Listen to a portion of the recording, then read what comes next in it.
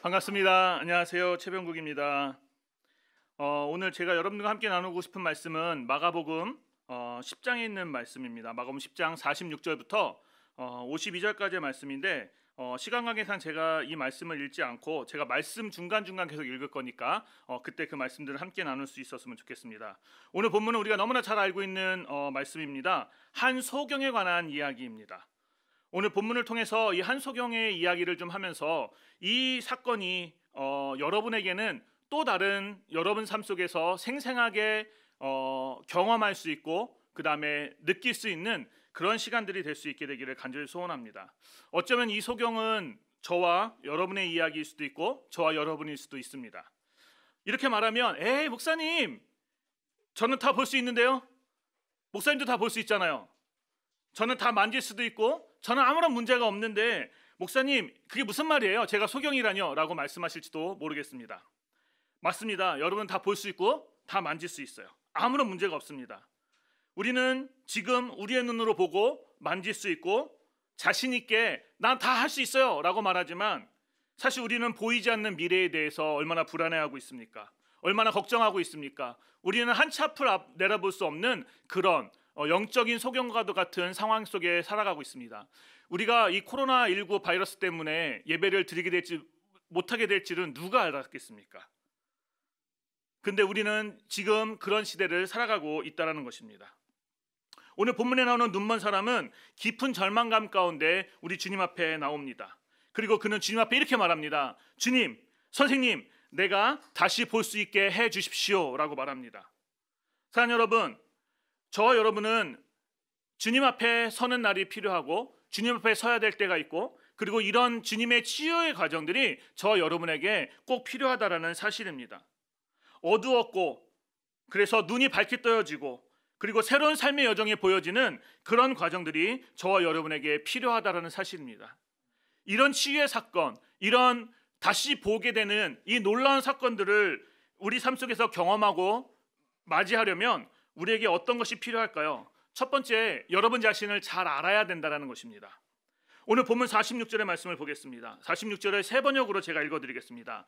디메오의 아들 바디메오라는 눈먼 거지가 길가에 앉아 있다가 라고 기록되어 있습니다. 이게 오늘 본문 마가복음에 있는 말씀인데 사실 이 마가복음 외에 마태복음과 누가복음에서도 이 눈먼 소경에 대한 이야기가 기록되어 있습니다.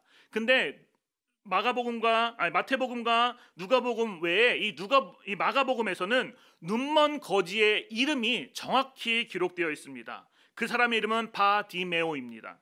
히브리어에서 이 바라는 의미는 아들이라는 뜻이에요. 그래서 정확한 의미는 바디메오라는 뜻은 디메오의 아들이라는 뜻입니다. 근데 이거 어떻게 하고 있는지 잘 보십시오. 46절 계속 읽어보면 예수께서 제자들과 큰 무리와 함께 여리고를 떠나실 때에 디메오의 아들 바디메오라 하는 눈먼 거지가 길가에 앉아 있었다라고 말합니다. 이 본문에 보시게 되면 이 바디메오가 살고 있었던 곳은 디메오의 아들이 살고 있었던 곳은 여리고입니다. 여리고 성은 상당히 아름다운 도시였다라고 이야기합니다. 그래서 이스라엘 백성들이 거칠고 메마른 광야를 지나서 이제 만나는 땅이 바로 어디냐면 이 여리고라는 곳이었습니다. 이 여리고성은 여호수아 때부터 이스라엘로 들어오는 관문과도 같은 곳이었습니다. 그리고 이 여리고라는 곳의 이름은 냄새, 아름다운 냄새, 향내, 향기라는 뜻을 가지고 있습니다. 즉 이 여리고라는 곳은 아름답고 그 다음에 향기로운 곳이 바로 이 여리고였습니다. 뿐만 아니라 아름다운 향기가 나고 냄새가 나서 그곳의 이름을 여리고라고 이야기했어요. 향나무, 종려나무, 장미 등의 많은 나무들과 꽃들이 있던 곳이 바로 이 여리고라는 곳이었습니다. 그런데 한번 생각해 보십시오. 아무리 꽃이 많고 아무리 아름답다 할지라도 냄새로는 좋은 장미의 향을 맡고 종려나무의 냄새를 맡는다 할지라도 이 바디메오는 볼 수가 없었습니다. 도무지 아름다운 그 여리고성을 자신의 눈으로는 도저히 볼 수 없는 그런 상황이었습니다. 성경이 이 바디메오에 대해서 단순히 볼 수 없는 사람이라고 표현하지 않고 거지였다, 눈먼 거지였다라고 성경은 표현하고 있습니다. 그 당시에 눈먼 사람은 당연히 생활 능력이 없기 때문에 윤택한 생활을 이어갈 수 없는 상황이었습니다. 그에게는 앞을 볼 수 없을 뿐만 아니라 자신의 삶의 기쁨도 삶의 만족도 누릴 수 없는 그런 안타까운 처지에 있는 사람이 바로 이 바디메오였습니다. 이 세상의 사람들 가운데 자신의 처지를 이해하고 어떤 처지에 놓여 있는지 아는 사람은 그렇게 많지 않습니다. 제가 잘 아는 이야기 가운데 최후의 만찬이라는 그 그림을 그린 레오나르도 디카프리오가 아니라 레오나르도 다빈치라는 사람이 있습니다. 웃긴 얘기인데 아무도 안 웃어가지고 제가 좀 당황스럽습니다. 어느 날 이 다빈치는 이 그림을 그리면서 가장 선한 얼굴의 모습을 찾기 위해서 고민했었다고 해요. 그리고 가장 그 예수님의 제자 가운데 악랄한 가룟 유다의 얼굴을 그려야 되는데 어떻게 할지 고민이 있었다고 합니다. 이 가룟 유다의 그림을 그리면서 그 얼굴의 탐욕을 가지고 배신자의 이미지가 떠오르지 않아서 그 당시에 죄수들이 모여있는 밀라노 감옥에 갔다고 합니다. 그래서 그곳에서 가룟 유다와 비슷한 느낌을 가진 사람, 탐욕스럽고 그 다음에 배신자의 이미지를 가졌던 그 한 사람의 모습을 찾아서 그 사람으로 가룟 유다의 모습을 그렸다고 합니다. 그 그림을 다 마쳤을 때 이 죄수가 다빈치에게 그렇게 얘기했다고 합니다. 혹시 저를 기억하시겠습니까? 그는 도무지 기억이 나지 않아서 글쎄요, 저는 잘 모르겠는데요. 당신이 누군지 저는 잘 모르겠습니다. 라고 얘기했습니다. 그랬더니 이 사람이 이렇게 얘기했답니다. 제가 바로 몇 년 전에 당신이 예수를 이미지하기 위해서 그렸던 그 한 사람입니다. 라고 이야기했대요. 사랑하는 여러분, 우리는 우리 안에 두 가지 모습이 다 있는 것 같아요. 우리 안에 광기도 있습니다. 미움도 있고 분노도 있습니다. 절망도 있고 불안도 있고 죄도 있습니다. 그러나 우리의 이 연약함에도 우리가 주님 앞에 나올 때 하나님은 우리를 그분의 은혜와 그분의 사랑으로 덮어주신다라는 사실입니다. 우리는 사랑 그 자체이신 하나님의 용서가 없이는 도저히 새로워질 수 없는 사람들이 저와 여러분입니다. 하나님의 은혜가 아니라면 하나님의 나라를 꿈꿀 수 없고 이 세상의 소망도 가질 수 없는 그런 삶을 살아가고 있습니다. 사랑하는 여러분, 이 불쌍한 처지를 여러분은 인식하고 있습니까? 적어도 바디메오는 이것을 인식하고 있었습니다. 적어도 자신이 어떤 처지에 있는지, 자신이 누구인지 잘 알았기 때문에 그는 예수님 앞에 나와왔습니다. 그래서 주님 앞에 이렇게 이야기합니다. 주님, 저를 불쌍히 여기십시오. 제가 다시 보기를 원합니다. 사랑하는 여러분, 여러분은 어떤 분인지 알고 계십니까? 단순히 여러분 이름 말고 여러분이 어디서 왔으며 지금 어디로 걸어가고 있는지 여러분은 잘 알고 있습니까? 너 자신을 알라라고 말하고 있습니다. 저와 여러분이 어떤 사람인지 누구인지 잘 알 수 있게 되기를 주님의 이름으로 축복합니다. 두 번째, 오늘 본문의 말씀에서 보시게 되면 예수님만 바라보는 믿음이 이 바디메오에게 있었다라는 사실입니다. 이런 인식 가운데 내가 누구인지 안다라면 우리에게 필요한 것은 무엇이냐면 바로 예수님을 아는 믿음입니다. 47절 말씀 보겠습니다. 47절에 세번역 성경에서 이렇게 말씀합니다. 나사렛 사람 예수가 지나가신다는 말을 듣고 다윗의 자손 예수님, 나를 불쌍히 여겨주십시오 하고 외치며 말하기 시작하였다. 이 눈먼 사람은 주변 사람들로부터 나사렛 예수가 그곳을 지나간다는 사실을 듣게 되었습니다. 그는 예수가 나사렛 사람이라는 것을 소개받았어요. 그런데 그는 뭐라고 외칩니까? 오늘 본문에서 다윗의 자손 예수여라고 외치고 있습니다. 그 당시 많은 사람들이 예수님을 나사렛 사람이라고 불렀습니다. 이 나사렛 예수라는 말은 흔히 말해서 경멸하거나 무시하는 의미가 그 밑바탕에 깔려 있습니다. 성경에 보면 그 당시 많은 사람들이 예수님을 조롱해서 나사렛에서 선한 것이 뭐가 나오겠어? 라고 말했던 것처럼 바로 예수님을 비꼬고 비아냥대고 했던 말이 바로 나사렛 예수라는 말입니다. 근데 그는 어떻게 부릅니까? 다윗의 자손 예수여 라고 외치고 있습니다. 이 말의 의미는 무엇입니까? 바로 구약 성경에서 예수가 다윗의 자손으로 나온다는 것을 그는 믿고 있었습니다. 그리고 기다리고 있었습니다. 인류를 구원하고 나의 엉망인 삶을 깨끗하게 바꾸어 주실, 그리고 내가 가야 될 그 길을 제시해 주시고 나를 구원해 주실 분이 누구이신지 그는 분명히 알고, 그리고 그분이 바로 다윗의 자손으로 온다는 사실을 그는 명확하게 기억하고 그분을 기다리고 있었다는 사실입니다. 그 안에는 예수가 메시아라는 그 엄청난 믿음이 그 안에 있었다라는 것입니다. 비록 그에게는 육체적 한계 때문에 그 예수 그리스도를, 다윗의 자손 예수 그리스도를 바라볼 수 없었지만 그의 믿음의 눈으로는 그가 분명히 나를 회복시켜 주실 것이라는 믿음이 그 안에 있었다라는 사실입니다. 그리고 예수님이라면, 메시아라면, 내가 찾는 그 메시아라면 그분이 분명히 내 눈도 볼 수 있게 해주실 것이라는 것을 분명히 신뢰하고 있었습니다. 뿐만 아니라 그는 다른 사람들의 방해에도 불구하고 예수님을 끝까지 인내하며 그분의 이름을 불렀습니다. 우리 삶에는 예수 믿기 때문에 불편한 장애물들이 종종 있습니다. 주변의 환경이, 믿지 않는 사람들이 나를 점점 어렵게 만들기도 하고 때로는 조롱하기도 하고 그것 때문에 내 신앙의 장애물로 걸려 넘어지기도 합니다. 그러나 누구든지 그 장애물을 잘 넘기만 하면, 그리고 잘 넘기지 못한다면 참된 진리는 발견할 수 없고 그 장애물을 잘 넘겨야지 참된 진리를 발견할 수 있게 됩니다. 우리 안에 있는 두려움, 막연한 미래, 고통스러운 진로의 장애물들이 예수님께 나아가는데 방해가 된다면 오늘 그것을 깨끗이 치워버릴 수 있게 되기를 주님의 이름으로 축복합니다. 우리는 이런저런 이유로 하나님과의 교제를 뒤로 미루기도 합니다. 제가 종종 청소년들을 만나서 이야기해보면 캠프 때, 수련회 때 저는 꼭 예수님 잘 믿고 신앙생활 잘 할 거예요. 큐티도 열심히 할 거고요. 성경 암송도 열심히 할 거예요 라고 이야기하지만 얼마 가지 못해서 그들이 넘어지는 모습을 종종 보게 됩니다. 몇 번 기도하다 포기하기도 합니다. 오늘 본문에서 48절에 보시면 그래서 많은 사람들이 조용히 하라고 그를 꾸짖었으나 그는 더욱더 큰 소리로 외쳤다. 다윗의 자손님, 나를 불쌍히 여겨주십시오 라고 외쳤습니다. 이거는 단순히 한번 주님 저 여기 있습니다, 저 구원해 주세요 라고 말하고 그치는 것이 아닙니다. 안 되면 되고의 식이 아니었습니다. 그는 안 되면 될 때까지 최선을 다해서 그 예수님을 부르는 모습을 보게 됩니다. 예수가 자신의 삶을 바꿀 수 있는 메시아라는 것을 믿고 그는 더 큰 소리를 외칩니다. 다윗의 자손 예수여라고 외칩니다. 그러자 52절에 엄청난 기적이 일어납니다. 52절 말씀을 이렇게 말씀합니다. 예수께서 그에게 말씀하셨다. 가거라.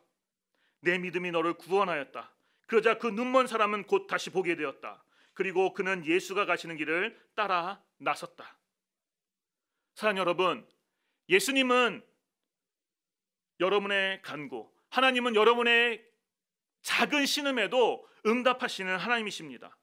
예수님만 바라볼 수 있게 되기를 주님의 이름으로 축복합니다.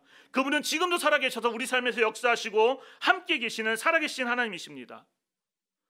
성경은 여러 곳에서 믿음으로 간구하고 오래 참으라고 이야기합니다. 어쩌면 지금 이 코로나19 이 바이러스가 우리에게는 어려움의 시기일 수도 있지만, 불확실한 미래에 대해서 어떻게 될지 모르는 그런 시대일 수 있지만 우리는 이 시간 끝까지 참고 기도해야 될 줄로 믿습니다.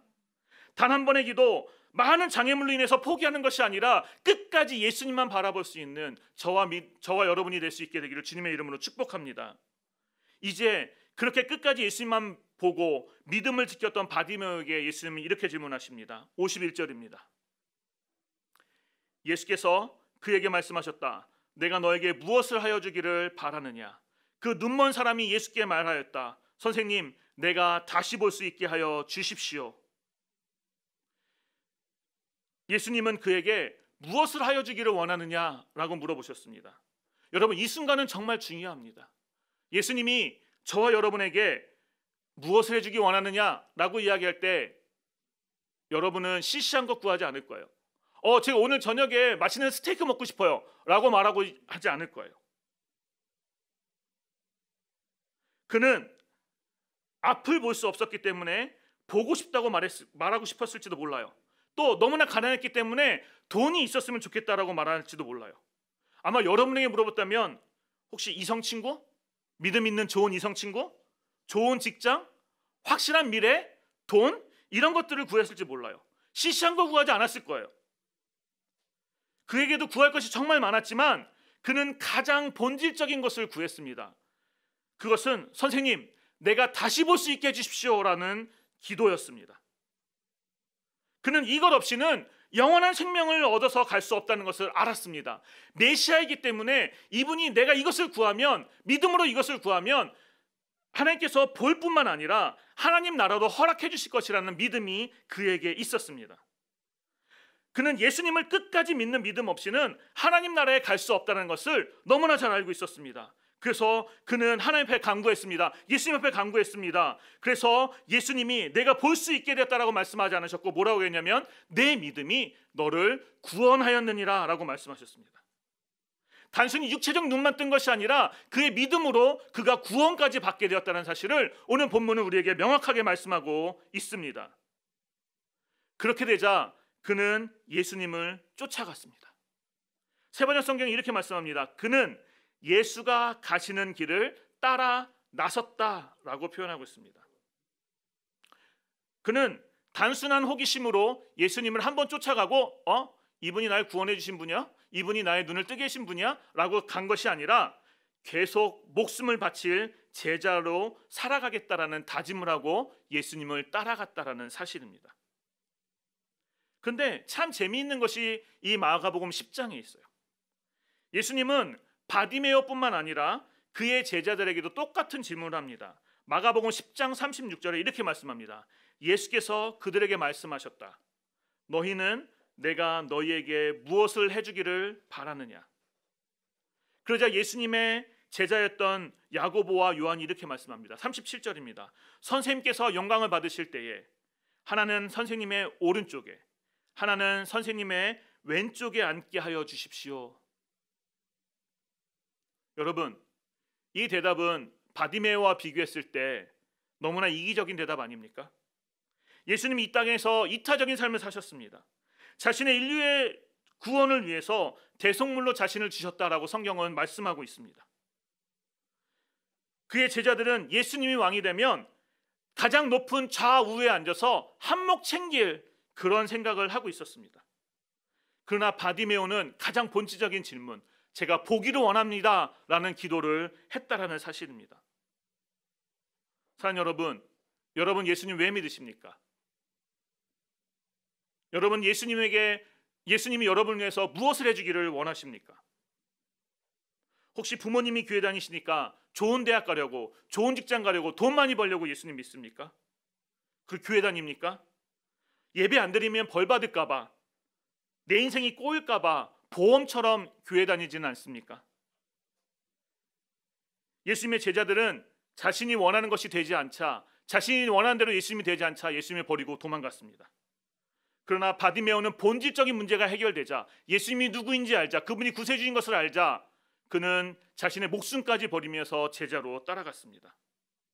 진정한 제자는 바디메오와 같은 믿음의 소유자인 줄도 믿습니다. 예수님은, 하나님은 여러분을 무조건적으로 사랑하셨습니다.